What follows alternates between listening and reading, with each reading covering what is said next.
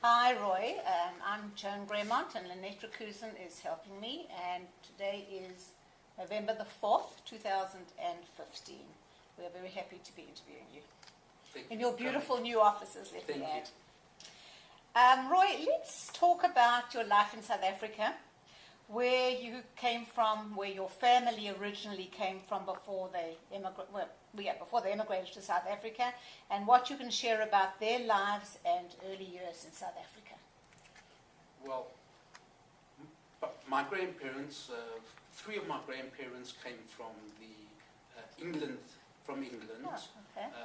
Two of them were from the Sunderland area. I don't know where the third one was, but I know that they came from England. My one other grandparent was born in South Africa, raised in South Africa. They met there. I grew up in Johannesburg. My maternal grandparents lived in Durban. Paternal grandparents lived in Johannesburg. Can we go back a generation? Your grandparents from England, where did their family originally, their parents? Unfortunately, I don't know that. And the South African grandparent, any idea where they came also from? Okay. Don't know the answer to that. Okay. And tell us a little bit about your own life growing up in South Africa, where you lived, and your family, and your schooling, and just any particular memories you'd like to share.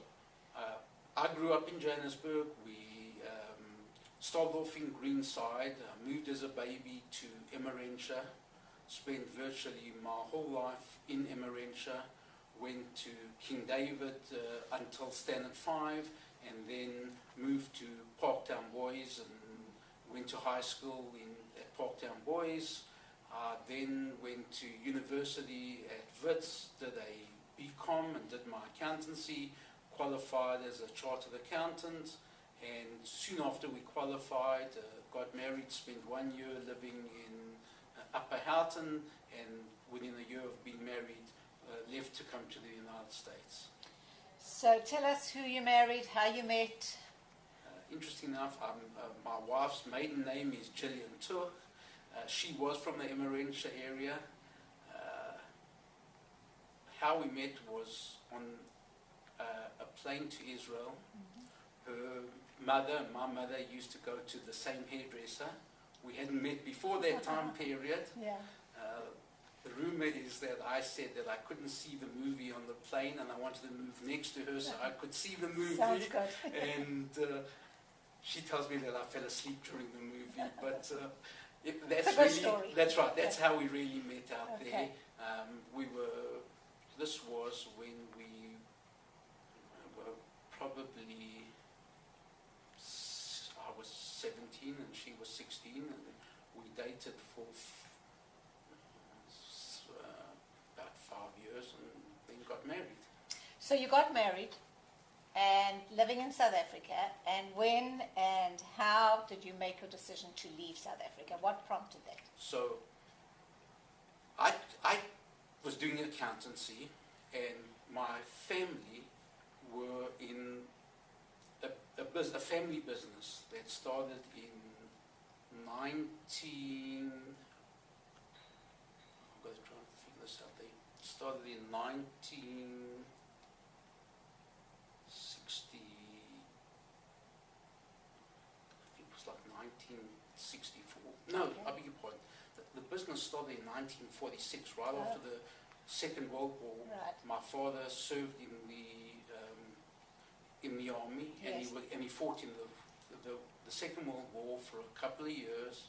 Came back, didn't know what to do, so he started this wholesale business with his father and his brother. And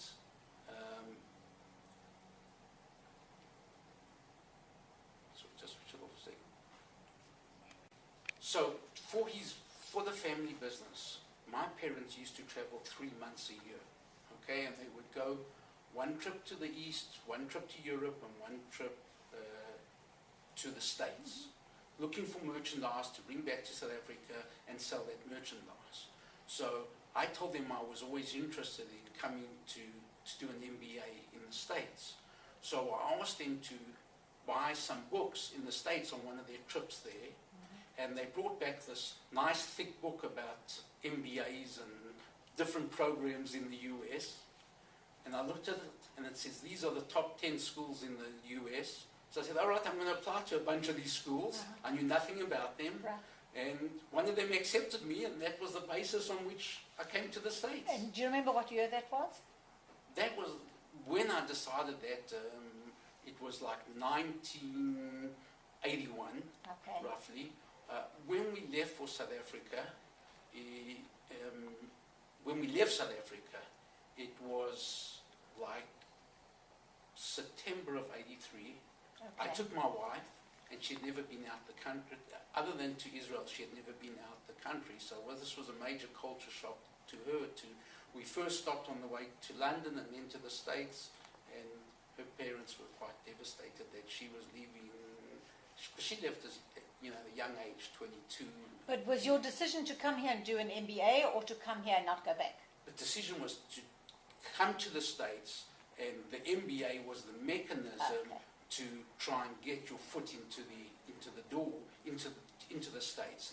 I'd heard many times that the CPA, you're better off doing an MBA and enhancing your education than trying to get qualified as a CPA in the States. So that's the route that I chose, rather than come do the conversion to a CPA. And what was your family's reaction to this decision? Did they encourage it? My parents were very encouraging of that.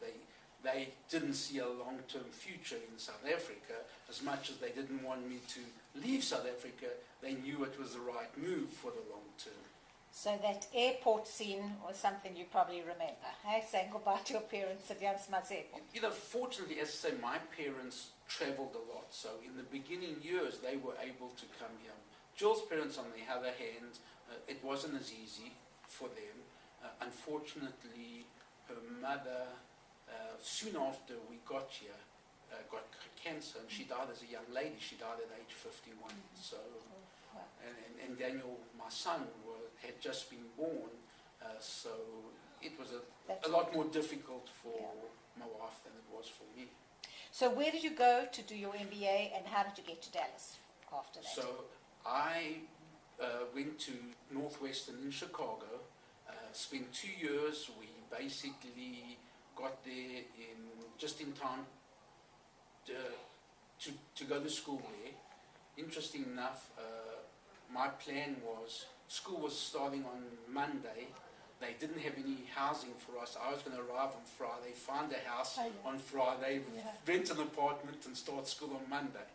Well, fortunately, good luck happened, and right before we were about to leave, they said they found some student housing for us in the married complex that housed MBA students.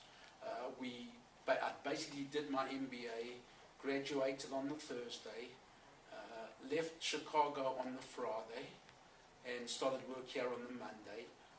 My cousin Mel was in Dallas, and we decided that we want to try and grow the commercial real estate business. And being a poor student at that stage, it was like, let's get to work. And so moved down to Dallas, was at that stage a student visa, and then spent a good couple of years converting to permanent status. So had you visited Dallas before you came to live here? I'd been down to Dallas once for a bat mitzvah prior to coming down here. But having said that, Joan, I was totally committed to staying in the States. So wherever the job took me, that's where I was going, because we were committed to staying in the States. And did you have children by then? Was Daniel born? Jill was pregnant when we arrived in Dallas. And we arrived here in June, and Daniel was born in October. And what were your first impressions arriving in Dallas? And did you have any challenges adjusting to life here? I mean, Jill was pregnant, new baby on the way.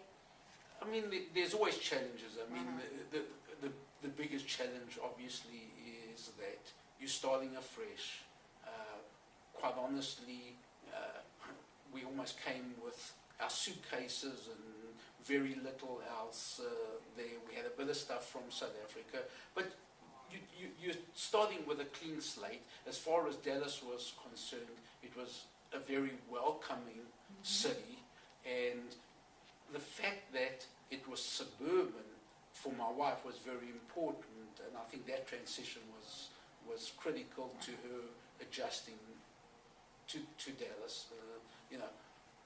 For us, I'd rather take 100 degrees than minus 30 degrees, so that's not a terrible situation. All right, so you came here and you went into the commercial real estate business, and tell us about your work. Beautiful new offices. So basically, we started in mid-85. The market in Dallas had just about peaked. It totally crashed for the next 4 years. So we came about as bad a time as you can come in terms of a real estate cycle. But we persevered with what we had. Financially, it was very challenging to try and get established, send your kids. I mean, one of my goals when I came to the States was to send my kids to a Jewish day school. So I was going to do whatever it takes to make sure they stayed at Schechter during those days. But it was very, very challenging. Fortunately, we stayed the course. About the end of 1989, beginning of 1990, we started to see a little bit of light at the end of the tunnel, that things were hopefully were starting to change. It was at the time when we had this major real estate collapse where the FDIC and the RTC, the savings and loan crisis, basically had all these properties, and we started to, in the beginning, to acquire real estate with a view to building long-term stability. Real estate was still, unfortunately, a very dirty word in circles. I mean, I opened many doors and the door was slammed in your face because people just said, I've been hurt by real estate, I have no interest. So a lot of the deals in the beginning, we needed fairly substantial partners, and it was difficult for us to do everything ourselves because we didn't have the wherewithal to put the equity into the business. So we formed some partnerships to get the business going, and then, touch wood, it's grown over the years. Good. So, tell us about the Dallas Jewish community, how it compared to your experience in South Africa, even though you were young when you left and you didn't have a family. And you've already said your children went to the Jewish day school, and your involvement in Jewish life in Dallas, basically. Okay, so basically, because of my background, and the one thing that I always think back to is, in South Africa, even though we weren't religious per se as a family, we were very traditional. You observed all the Jewish holidays.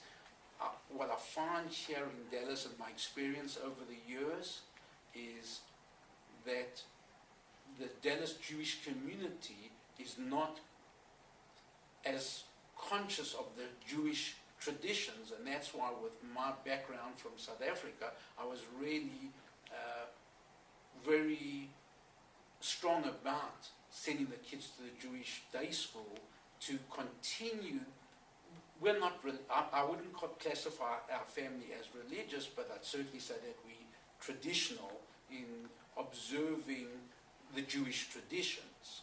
And so I found that was a bit of a challenge for us, even when we, socialized with Americans. They didn't seem to have that same commitment. We managed when the kids were younger to control it more, but as they got to high school and sports and other activities seemed to interfere with Friday night Shabbat. So as we were growing up and the kids were growing up and they were young, we were very diligent about having Friday night Shabbat and this type of thing. But as the kids got older, they tended to get more assimilated, and I find that to be one of the challenges with Jewish life in Dallas today, that it's becoming more and more difficult to maintain those traditions. So, on that note, in what way have you been involved in the Dallas Jewish community?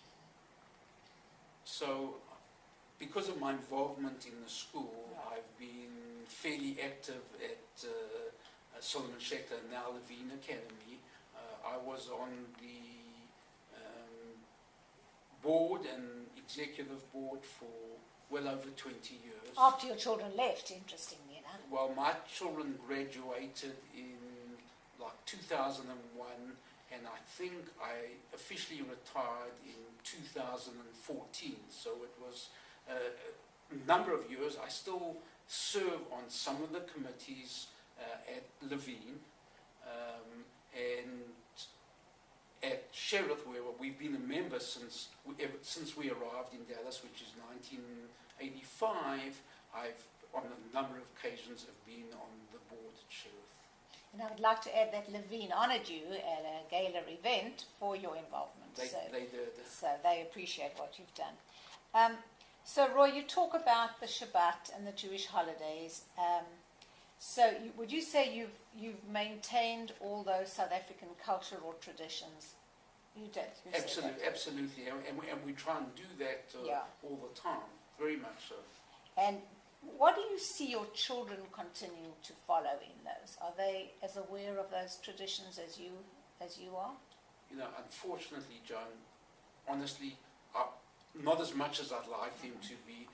What I find, to a large degree, is that as the kids go off to college and they move away from home, okay, and they don't, I mean, that's some of the negatives of life in America. Your kids leave the city where you are, they go to a new city, and they lose those family traditions to some degree. And that's some of the challenges that we struggle with all the time. And Roy, how important was Israel to you growing up in South Africa? Well, Israel was always important. I mean, as I say, my parents, Jill's parents, everyone wanted to go to Israel, to be, visit Israel, and Israel was always part of. The way I say is, if someone asks you in South Africa, who are you, what are you, you said, I'm Jewish. If someone asks you in America, what are you, you say, I'm American. Exactly, yeah. I think that puts it in perspective of how we grew up in South Africa and how they grow up here in the States. So once you were here, did you have any other friends or extended family join you? Anybody come here from the family? Well, initially, Mel and Avril, my cousins, right, were here. Yeah. Okay. Over a period of time, Mel's sister, well, first Brian, who's my partner, who's in the real estate business with us, and who we started a second real estate company with, moved down after he did his MBA. He moved down to Dallas. Then his sister came to Dallas, and then the brother came to Dallas, and then ultimately their parents came to Dallas. So the family has grown a little bit over a period of time. From my immediate family,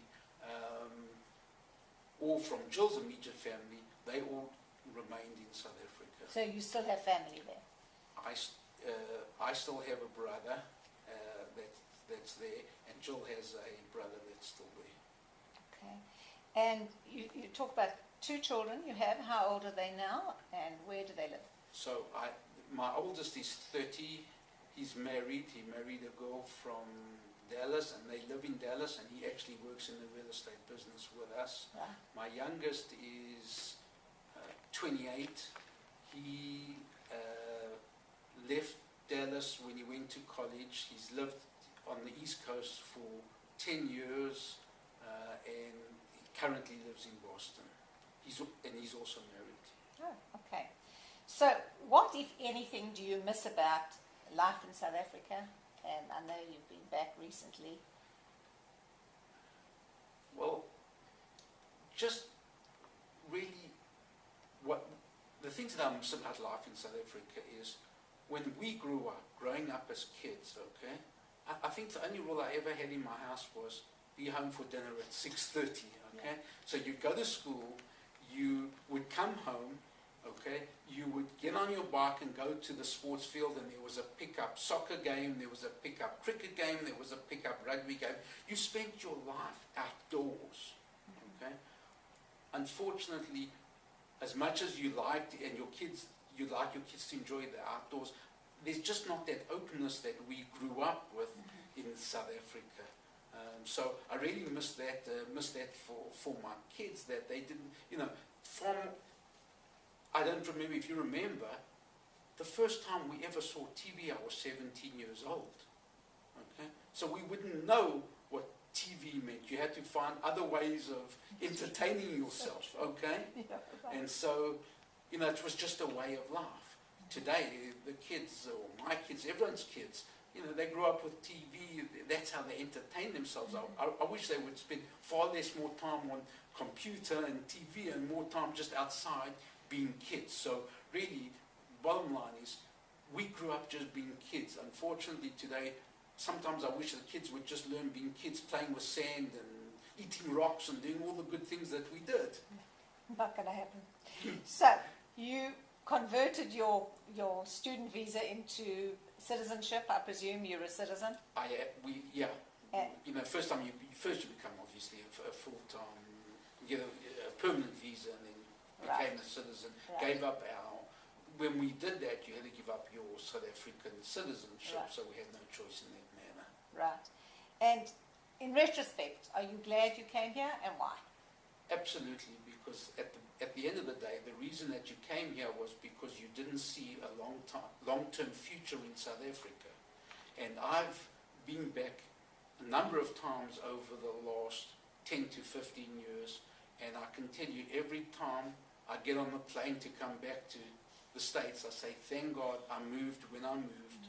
And I keep on saying to my family in South Africa, I sure hope you're encouraging your kids to immigrate from South Africa. Because as much as we had a wonderful childhood in South Africa today is not what South Africa was when we were growing up. Roy, is anything we didn't cover that you would like to add about family? I don't think so. business? I mean, I think you hit on the nail on the head. We're all here because we really believe in America and the future that America was going to offer us, and hopefully offers our children and our grandchildren.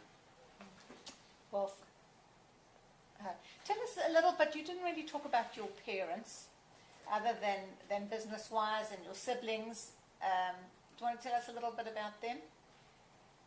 Well, yeah, sure. My mother grew up in Durban. Okay. She was an only child, and my father originally was from Standerton. He had two brothers. As I say, he served in the army, as I said earlier. He came back, he started the business. My mother joined him in the business. They worked together for a number of years. My mother basically passed away in 1997. She was 67 years old, had colon cancer. My father continued in the business. The nature of the business changed substantially over the years, and basically he was in the wholesale business, and most businesses didn't need wholesale businesses, so he started the business in 1946. He worked until age 91. He used to go in every single day, and the only reason he stopped working was because they closed their business. He was a very interesting man. He had maybe 20% hearing, never owned a cell phone and never owned a computer in his life. Okay, because he was so hard of hearing, he was of that era where computers were challenging to that era. But he lived on his own, and he lived on his own until he passed away recently, and he was 96 and a half when he passed away. We lived a very nice middle-class life, traveled quite a bit with the family around South Africa, and just had a great childhood. Unfortunately, for my parents, I said I had one brother. I had two brothers. My oldest brother got Hodgkin's when he was 10 years old, and he passed away when he was 18. So for 8 years, we could never go around anywhere without having doctors and medical. He spent, unfortunately, an inordinate amount of time at the General Hospital in South Africa trying to undergo treatment. And the crying shame of it all was that if he had that today, it was much more likelihood that it was treatable and he'd be living today. Yeah. All right. Thank you, Roy. You're Appreciate that. Thanks for doing this. Roy, tell me a little more about your family, cousins and your father's brothers, etc. So, my father was one of three brothers. The oldest brother, Jack, had 3 children. Jack and his wife and the 3 children, that whole branch of the family, immigrated to Canada. Both my uncle and aunt have passed away, but that whole side of the family still, and their children and grandchildren all live in Toronto. Okay. The middle brother, Fred, he stayed in South Africa. His 3 children have all now immigrated to the States. Melvin, my cousin and partner for 30 years, lives in Dallas. His sister Jeanette, her husband, and their 3 children all live in Dallas. And the youngest brother, Derek, his 2 children live in New York, and his youngest son, his middle son, lives in South Africa. And Derek's also in South Africa. Derek lives in New York now. Oh, he's just recently become a citizen and made the decision to immigrate, so that. And Derek, Jeanette and Mel's mom, interesting story, she moved to Dallas when she was probably in her late 80s, and she stayed here and lived here for the last 5 or 7 years. They brought her here for vacation one day and forgot to tell her that she wasn't going back to South Africa, and she stayed here permanently and actually made the most wonderful adjustment to life in Dallas. That's amazing. Really enjoyed her last 5, 8 years in Dallas. And so that's really my dad and his siblings. On my mother's side, her parents passed on basically before I came to the States. Her mom had a brother who stayed in South Africa, and then, as I said previously, my brother, my wife's brother, still remain in South Africa to this day. Okay, so you have a nice big Greenberg family. It's growing, and that's a nice part about the Wonderful. Jewish holidays. Another nice thing about the Jewish holidays, we still get together for the Jewish holidays as a family and trying to continue that tradition. Very lucky. Okay, thank you, Roy.